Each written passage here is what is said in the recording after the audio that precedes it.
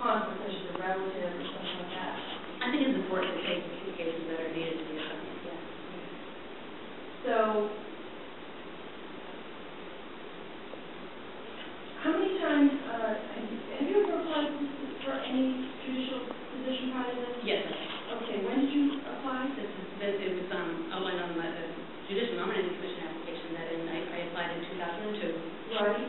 And that application, my understanding of that application was that that process was never complete.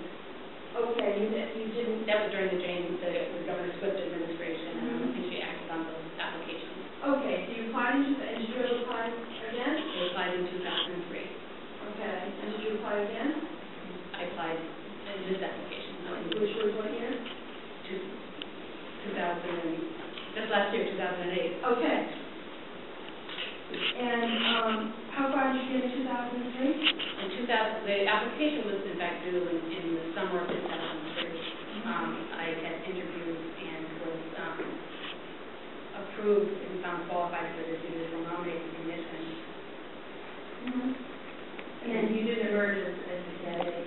I didn't emerge ultimately as a candidate. I met with Governor Romney's legal counsel at the time, and it was not approved at that level. Okay. And were you ever asked to step aside?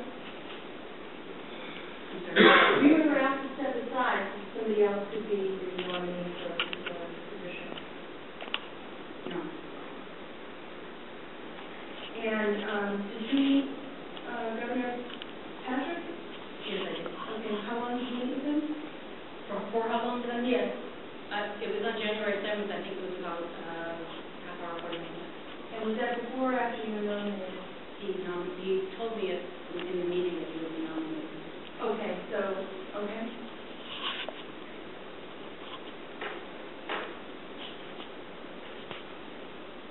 How many people applied for this position that you're being nominated? I don't know. You don't know of anybody else who went through that? Who applied for this position? Well, I know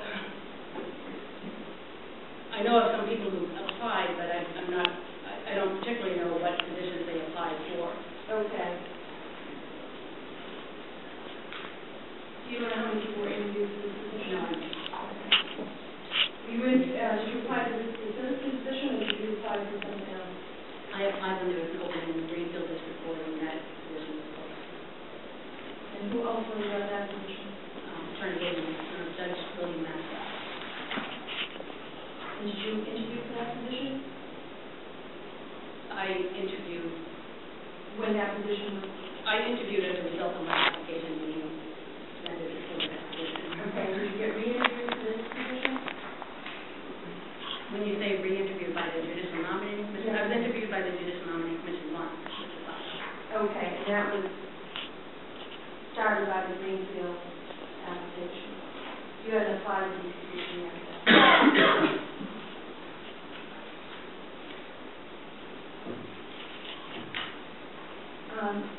On your, I just want to be clear too,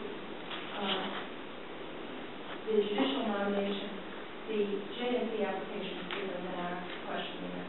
Yes. Okay, so earlier when we talked about references to when you had applied previously, those were in our counterparts for the JNC questionnaire. Yes.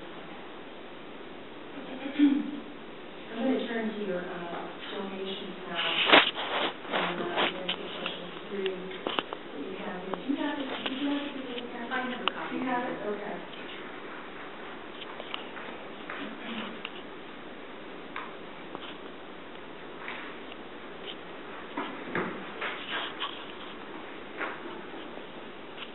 When I went to the OCPF website, I pulled up some donations that you made, and they don't match the donations that you have here.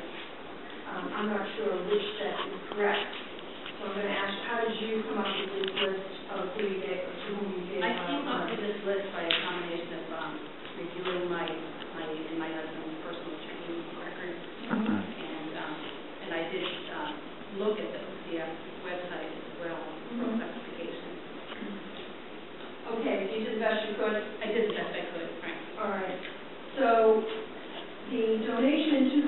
to Tom Merrigan isn't on this list because it's more than 3 years old. Is that correct? That's what they were manufactured. But do you believe that you did give $150 to Thomas Merrigan in 2005? Yes. Okay. And then in 2007,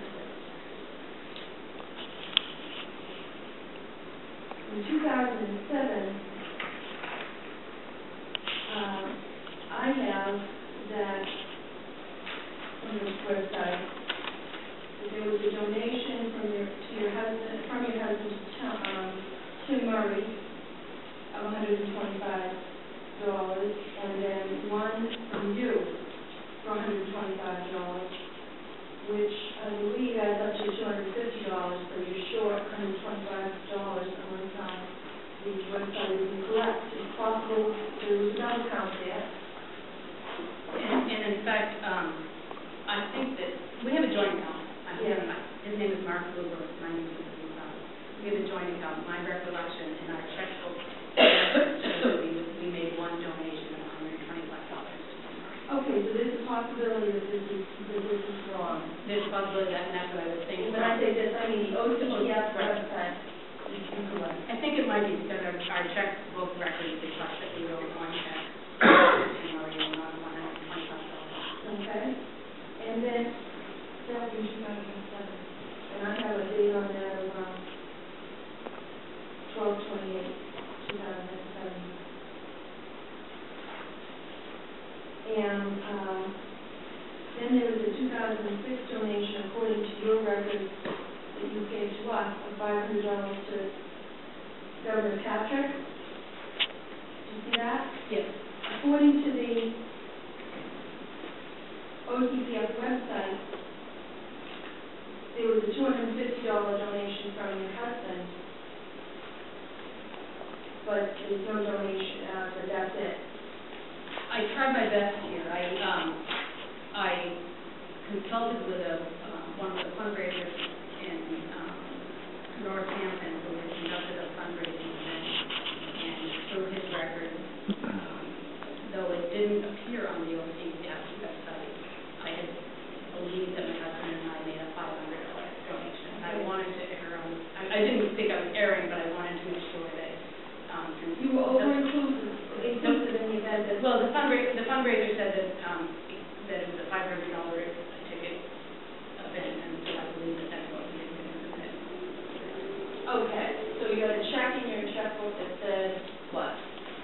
We actually couldn't find the record of that check, but because the event itself was a $500 event, I believe that's what we did. Okay.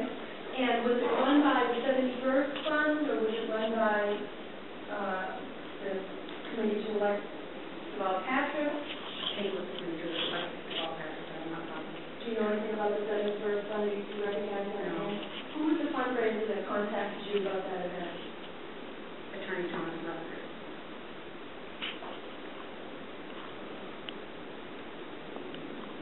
What town is he from? Northampton. That really practices that? Yes. And that was on